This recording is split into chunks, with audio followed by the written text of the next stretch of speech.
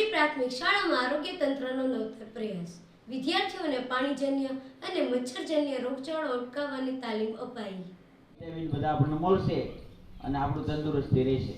પછી 10-15 હજાર રૂપિયાનું બિલ થઈ ગયું. 15 દિવસ આપણા પપ્પા નોકરી ધંધે ન જઈએ કે એનો ખર્ચો થયો, તો તમારા ડ્રેસ હાટું ઘરેણા હાટું જે પૈસા લઈ ગયા તે કોણ લઈ ગયું?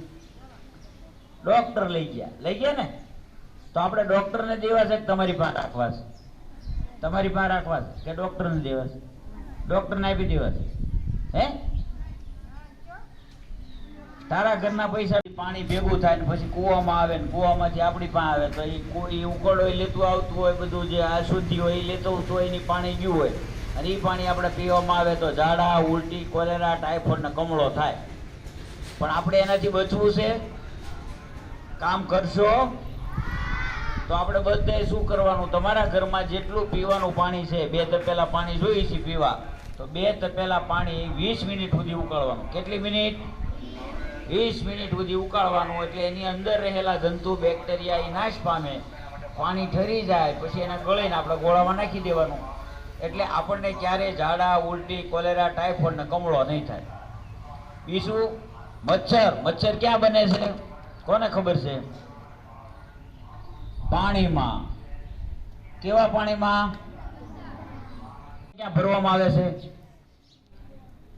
બોલો.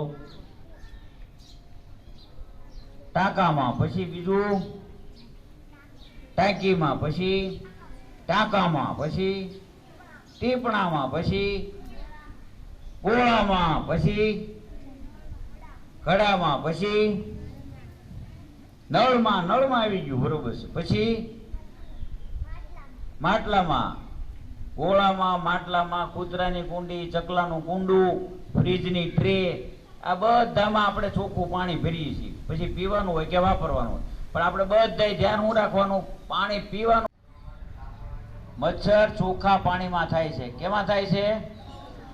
એક મચ્છર ચોખ્ખા પાણીમાં 250 ઈંડા મૂકે છે. હવે આપણા ઘરમાં પીવાની ટાંકી છે, વાપરવાની ટાંકી છે, અને આપણે ઉગાડી રાખી છે, તો મચ્છર ફરતું આવે છે અને ઈંડા મૂકી જાય છે, બરોબર? તો ઈંડામાંથી પોરા થાય છે, પોરામાંથી પ્યુપા થાય છે, અને પછી એમાંથી મચ્છર બને છે. મચ્છર બને એટલે એને લોહીની જરૂર પડે છે. તમારા ઘરે મચ્છર બન્યું તો કોને ત્યાં લોહી લેવા જશે? તમારા ઘરે જ જાય છે ને પહેલા. તો તમને બટકું ભરશે તો મેલેરિયા, ડેન્ગ્યુ, ચિકનગુનિયા બધું થાય. તો તમારા મમ્મીએ નક્કી કર્યું હાથમ આઠમ છે, આ દીકરીને મારે 2 ડ્રેસ લઈ દેવાના છે, આ છોકરાને 2 પેન્ટ લઈ દેવા છે, મમ્મી કે મારે નાકનો દાણો લાવવો છે. એ બધા ભેગા કર્યા 20,000 રૂપિયા ધીરા કરતા, અને એક જણાને ડેન્ગ્યુ થયું ઘરમાં. 15 દિવસ આપણા પાણીના પાત્રો જોઈ લેવાના છે અને એને ઢાંકી દેવાના છે. જૂનો હાડલો વીટી દેવાનો. અત્યારે તમારે એક નવું ઢાંકણું ન બને તો તાત્કાલિક કાંઈ ન થાય તો આપણે જૂનો હાડલો વીટી દેવાનો મમ્મીનો, અને એમાંય કાણા ન હોવો જોઈએ, તૂટલો ન હોવો જોઈએ. એટલે મચ્છર જઈએ કે નહીં, ઈંડા મૂકી ન હોય કે એવી રીતનો હાડલો, એવી રીતનું પપ્પાનું કંઈક જોતિયું દાદાનું હોય તો એ વીટી દેવાનું. એટલે આપણે મચ્છરને ઈંડા મૂકવાનું બંધ કરી દઈએ.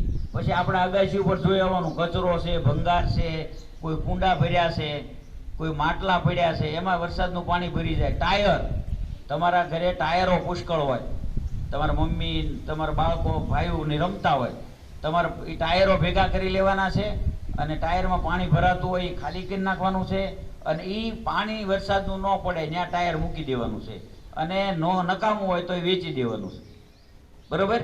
તો એટલું તમે કરશો.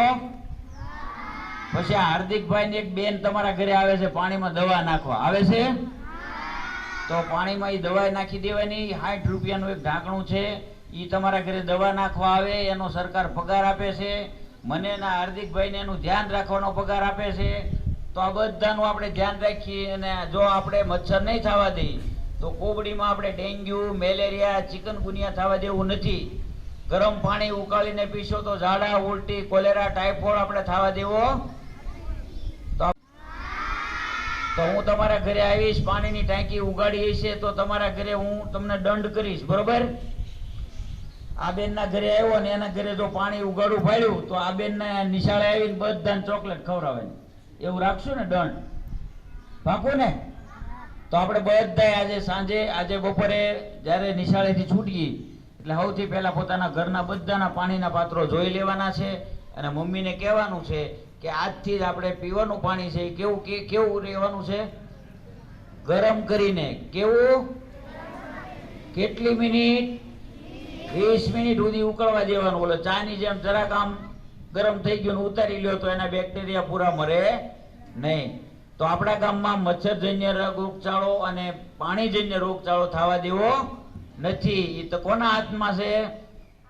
તમારા હાથમાં. કોના પૈસા બચશે? તમારા ઘરમાંથી બચશે ને? તો આપણે બધાય સાથે મળીને કામ કરશું તો 100% આપણે તંદુરસ્ત સમાજનું નિર્માણ કરશું. અહીંયા આચાર્ય સાહેબ સ્ટાફે અમને અહીંયા આવી અને આ પ્રાર્થના સભામાં અમને તક આપી એ બદલ હૃદયપૂર્વકનો તાલુકા હેલ્થ ઓફિસ વતી આભાર.